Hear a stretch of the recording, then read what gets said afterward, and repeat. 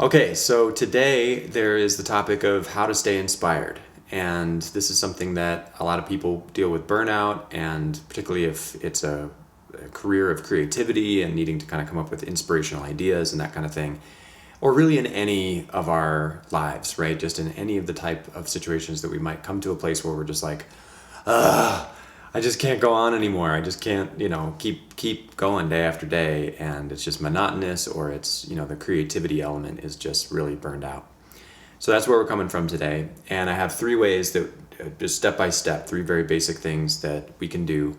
And I like to talk from my own standpoint. These are three things that I do to really get into that inspired state of mind again.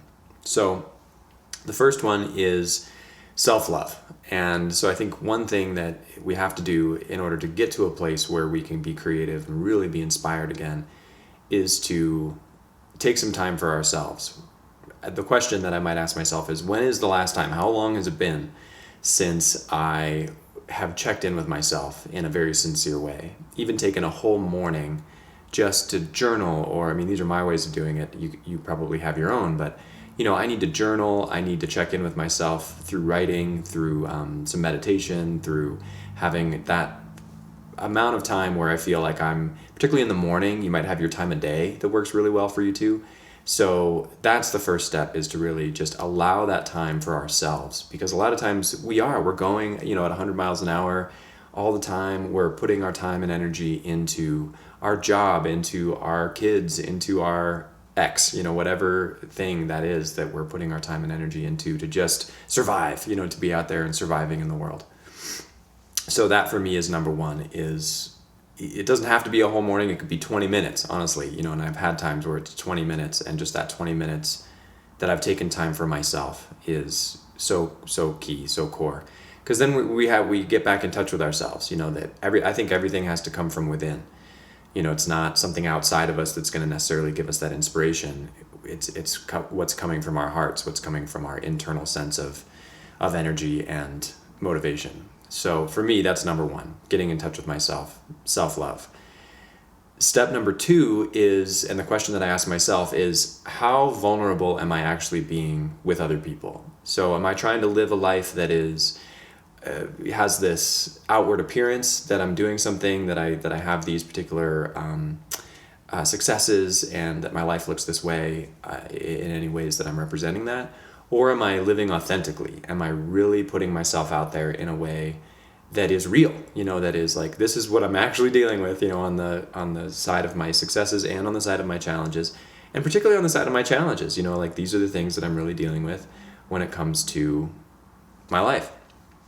And that looks different in different circles. Obviously, I'm not, putting every single element of my life out there to everybody in the whole world, but I am, particularly in people that I'm close with whether that be my family, or whether that be my wife, or whether that be my students, just different circles. And then whether it be even in the ways that I am presenting myself to a wider audience, am I being authentic? Am I truly grappling with the issues that are true for me right now, and that are just vulnerable, essentially.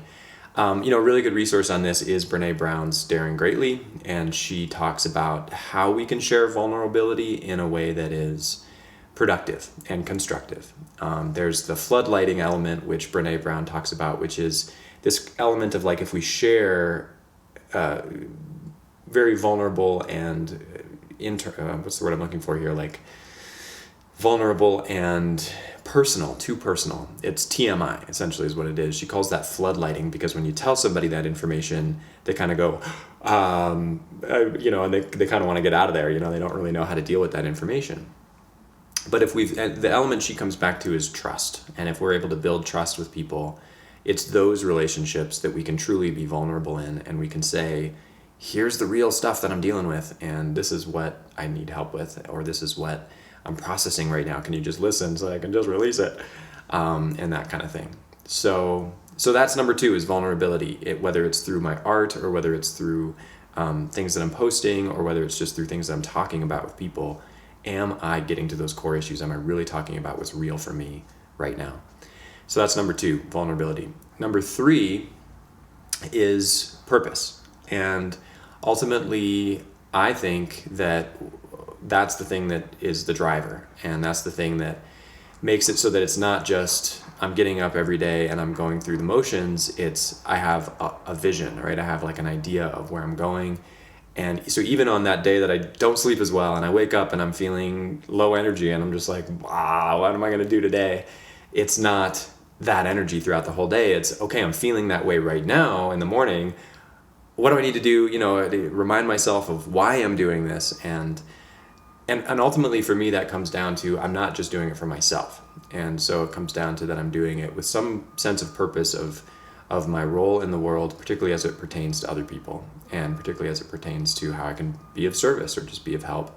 I don't necessarily like the word help, but how I can truly engage with other people in a meaningful way that inspires me, that really authentically in an internal way inspires me and gives me, that's all it comes down to, is that it just gives me a sense of purpose, getting up on a day-to-day basis and going forth and doing things. So brief recap, self-love, vulnerability, really engaging authentically with those core issues, and number 3, a sense of purpose, particularly as it comes to engaging with other people and having that sense of service, I think, in the world. So I'd love your feedback on this kind of stuff. I want to know what inspires you. I want to know how you keep motivated, and engage with me. Let me know what you're thinking, and if there are any other topics that I can cover. I'd just love to have that kind of back and forth with you, whether it be here on YouTube or on social media and other ways. So look forward to that engagement. Thanks so much.